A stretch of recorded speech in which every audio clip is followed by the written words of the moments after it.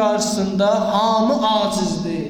Sən bir də ayıl, gör kimin işinə baş qoşursan. Sözüm mənim özümüzkülərədir.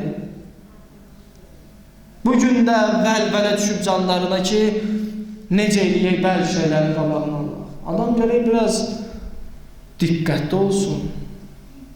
Sən bir dəfə dedin ki, mən kəndin təəssübünü çəkirəm, mən buradan deyirəm sənə.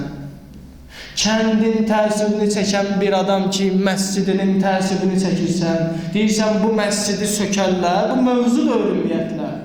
Bu mövzu ola bilməz, sən bunu adlandırırsan.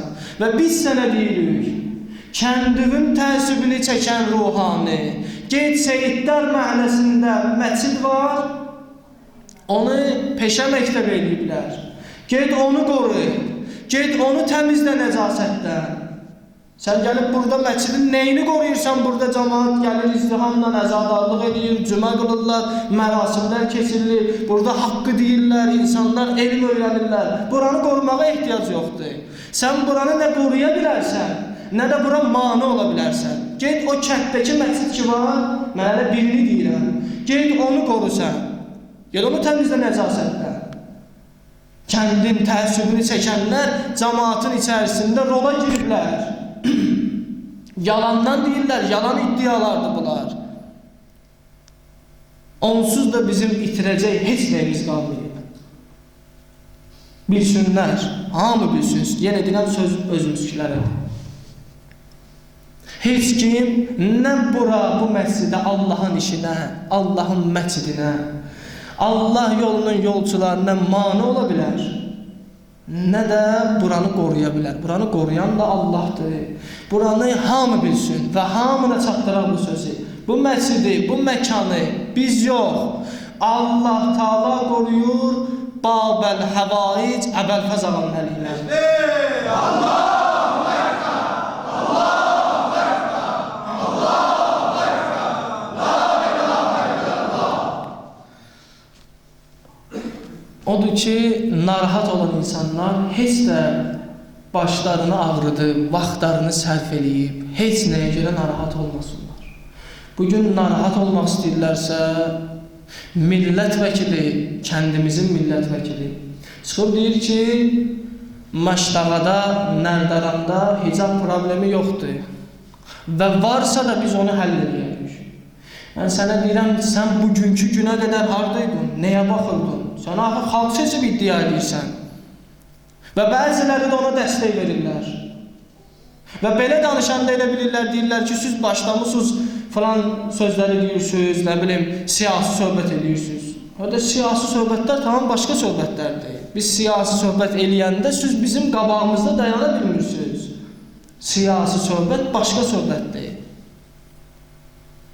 Sən iddia edirsən, 6 dənə məktəb var kənddə, hicab problemi yoxdur, mən təklif edirəm. Qardaşlar, möminlər, gedəyin o məktəblərə. Məktəbdə müəllimlərlə görüşək, direktorlarla görüşək, əgər şagirdlərlə görüşək, hər hansı hicab problemi varsa o məktəblərdə, hər hansı şagirdə, müəllimə, orada məktəbə hicabla gəlməkdə manəçilik törədilirsə, bu məsələni qabardaq ki, ya sən yalan danışırsan, ya da gəl bu məsələni həll edə. Əgər həll eləyə bilmirsənsə, sən bizə lazım deyirsən. Nöşgəlib orada oturmuşsan. Bu məsələlərdə laqeydlik gərək biraz laqeyd yanaşmayaq. Onlar ki, deyirlər bu sözü ictimaiyyətə, heç bir problem yoxdur. Yəni sözləri belə çıxır ki, problem olmayan yerdən bunlar söz çıxardırlar. Mən də təklif edirəm. Seyid dünən bu rəvayəti dedi. Qiyamət günündə xanım Fatimə Zəhra məhşərə gələndə səda gələr, deyərlər ki, başınızı salın aşağı, Peyğəmbər qızı Zəhra gəlir. Xəcalət çəksin o insanlar ki, xanım Fatimə Zəhra məhşərə gələndə insanlar, peyğəmbərlər, imamlar, bütün yaradılış hamısı başını aşağı salarlar ki, Peyğəmbər qızı Zəhra gəlir. O xanım Zəhranın hicabını qadağan eləyənlər, o hicabı müdafiə eləyənlərə qarşı çıxanlar bilsinlər ki, qiyamət günündə xanım Zəhra məhşərə gələndə nə vəziyyətdə olarlar. O xanımın hicabı, o hicabı müdafiə eləyənlər